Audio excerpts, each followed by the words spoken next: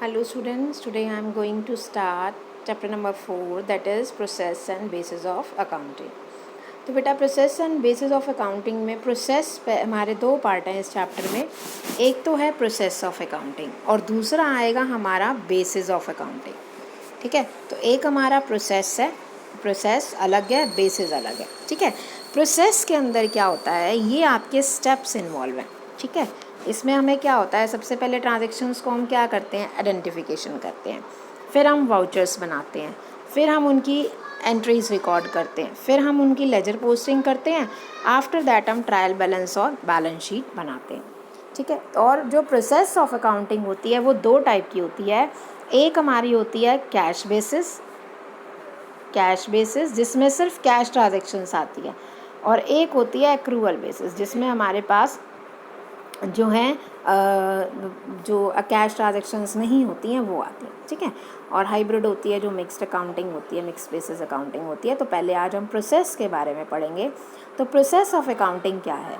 Accounting process है, सबसे पहले स्टार्ट होती है आइडेंटिफिकेशन ऑफ बिजनेस ट्रांजेक्शन से, जिसके अंदर हम ट्रांजेक्शन्स को रिकॉर्ड करते हैं। ये हमने फर्स्ट चैप्टर में फीचर्स में भी किया था। फिर हम उसको क्लासिफाई करते हैं, समरी बनाते हैं उसकी, और उसके बिहाफ पे हम लोग प्रिपरेशन करते हैं अपने ट्रायल बैलेंस और फाइनेंशियल स्टेटमेंट की। ठीक है, प्रॉफिट एंड लॉस अकाउंट और बैलेंस शीट बनाते हैं। तो these are the steps. First step पे हमारा आइडेंटिफिकेशन ऑफ ट्रांजेक्शन। तो आइडेंटिफिकेशन ऑफ ट्रांजेक्शन में अकाउंटिंग जो है वो डील करती है business transaction which are in the term of the money, जो मनी की ट्रांजेक्शन्स हैं। ठीक है, जो express in the term of money नहीं है उनको हम रिकॉर्ड नहीं करते हैं। तो it is necessary that these transaction evidence होती हैं हमारा डॉक्यूमेंट्स के बिहाफ पे हम जो है रिकॉर्ड करते हैं। जैसे हमारा जो कैश मेमो है, हमारा परचेज इनवॉइस है, सेल इनवॉइस है, पे इन स्लिप है, चेक बुक है, पासबुक है। तो डॉक्यूमेंट, इन डॉक्यूमेंट को हम क्या बोलते हैं, सोर्स डॉक्यूमेंट। ये हमारा chapter source document of accountancy में आएगा। तो सोर्स डॉक्यूमेंट्स होते हैं, it is evidence proof of the transactions. उसके बाद है हमारे पास preparation of voucher. Preparation of voucher होता है कि हम वाउचर्स को रिकॉर्ड करते हैं जर्नल में। फर्स्ट हम किसके अंदर करते हैं, जर्नल में। जो वाउचर्स होते हैं ये मैंने जो है प्रिंटेड होते हैं। जैसे हमने बेसिक अकाउंटिंग टर्म में भी किया था कि पिंक कलर के होते हैं, रेड कलर के होते हैं। सेपरेट वाउचर प्रिपेयर होता है ईच ट्रांजेक्शन के लिए, और इसमें हम एक अकाउंट हमारा क्या करते हैं, डेबिट करते हैं, और दूसरा अकाउंट क्या करते हैं, क्रेडिट करते हैं। और ये अटैच होता है उस जो हमारे पास जो बुक होती है उसके सोर्स डॉक्यूमेंट्स होता है, अटैच होता है वाउचर के साथ। तो वाउचर क्रोनोलॉजिकल ऑर्डर में होते हैं और सेपरेट फाइल इनके प्रिपेयर्ड होती है according to serial number. Recording in books of journal entry, जो ट्रांजेक्शन है फर्स्ट टाइम जो है वाउचर में रिकॉर्ड होने के बाद जर्नल एंट्री में रिकॉर्ड होता है। तो जर्नल एक बुक होती है जिसमें day to day transactions chronological order में, यानी कि डेट वाइज लिखी जाती है। और अगर बिज़नेस स्मॉल है, ये सब हम बेटा पढ़ भी चुके हैं, जो बिज़नेस स्मॉल है उसमें जर्नल एंट्री होती है, और जहाँ पे लार्ज है उसमें जर्नल को सब डिवाइड कर दिया जाता है। जैसे उसको हम कैश बुक में, और क्रेडिट परचेज़ को परचेज़ बुक में, और क्रेडिट सेल को सेल बुक में, सब्सिडरी बुक्स में क्या करते हैं, रिकॉर्ड करते हैं। उसके बाद है posting to ledger. Next step है कि हम इसको क्या करते हैं, लेजर में पोस्ट करते हैं। कि जो हमारे सब्सिडरी बुक्स का बैलेंस आता है उसको हम क्या करते हैं, अलग अलग अकाउंट में ओपन किया जाता है, ताकि सिमिलर नेचर का जो भी अकाउंट है उनके नाम से हम कंप्लीट पिक्चर हमें वहीं पे ही मिल जाए। ठीक है, जैसे हमें राहुल का अकाउंट बनाना, राहुल से रिलेटेड सारी एंट्रीज हम उसके अंडर करते हैं। उसके बाद है preparation of trial balance of and financial statement. हमारा लास्ट प्रोसेस होता है अकाउंटिंग का, कि जिसके अंदर हम क्या करते हैं, ट्रायल बैलेंस जो है फाइनेंशियल स्टेटमेंट बनाते हैं। ट्रायल बैलेंस क्या होता है, जो ट्रायल बैलेंस होता है जो सारे एसेट्स और लाइबिलिटीज़ के बैलेंस को शो करता है।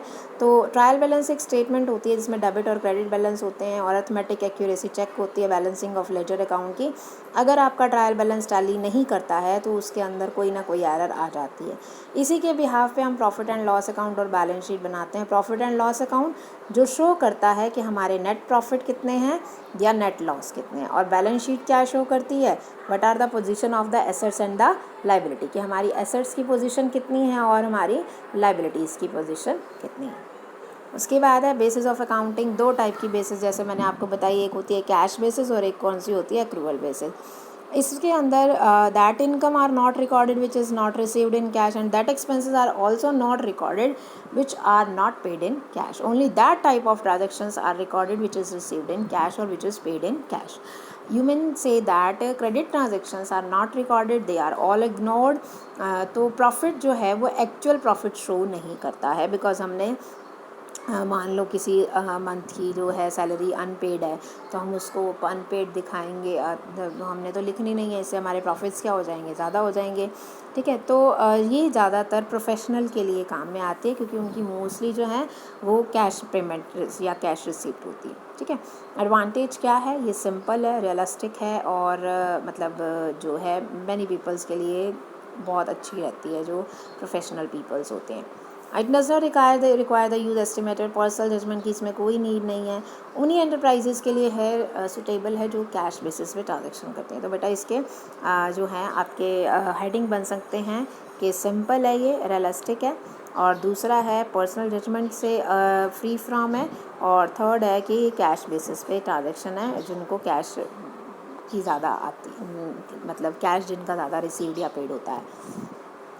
डिसएडवांटेज में है कि ये जो है does not show the fair position को शो नहीं करती है, इग्नोर करती है। ठीक है, मैचिंग प्रिंसिपल्स को फॉलो नहीं करती है कि और जिसके अंदर हम क्या करते हैं। मैचिंग प्रिंसिपल्स क्या होते हैं कि जो भी इनकम आती है आपने उसको लिखना है, चाहे वो कैश है चाहे नहीं है, तो उसको फॉलो नहीं करता है। मैनिपुलेशंस ऑफ प्रॉफिट्स हैं क्योंकि हम लोग कैश बेसिस पे जब भी करते हैं तो इससे हमारे जो हैं पेमेंट्स लेट हो जाती हैं, कई बार तो पोस्टपोन हो जाती है, तो हम उनको लिखते ही नहीं हैं। कैपिटल और रेवेन्यू को जो हम कैश बेसिस पे रिकॉग्नाइज़ नहीं कर सकते हैं, क्यों नहीं कर सकते, क्योंकि कैपिटल रिसीप्ट्स हैं जो लॉन्ग टर्म बेसिस की होती हैं, हमने तो कैश बेसिस करना है इसी करंट ईयर में जितना भी कैश आया, और इसमें जो हमारा कंपनी एक्ट है 2013 वो फॉलो नहीं करता है। तो बेटा 3 पेजेस मैंने आपको कराए हैं, तो ये आपने पढ़ने हैं, और अगर कोई डाउट है तो आपने करना है। कल की वीडियो में इनमें अक्रूवल बेसिस को पढ़ा के उसके बाद मैं कैश बेसिस और अक्रूवल बेसिस में डिफरेंस कराऊंगी।